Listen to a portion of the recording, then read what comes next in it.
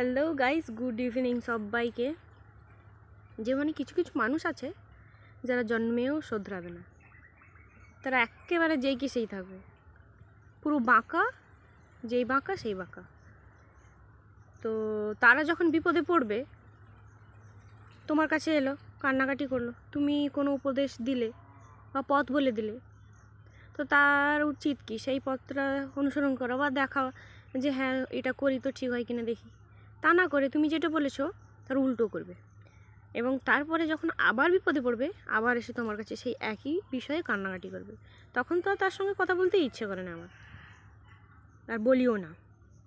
কিন্তু ওই যে কী করবো, আমার মানুষের তো অভাব নেই। আমার পরিচিত যারা বাধ্য শুনতে, কষ্ট হলে কী করবো, চুপচাপ শুনবো, তাকাবো, তার দিকে তাকিয়েই থাকবো। বললাম এক, করলো এক, আবার যেই বিপদে পড়লো অমনি কান্নাকাটি শুরু।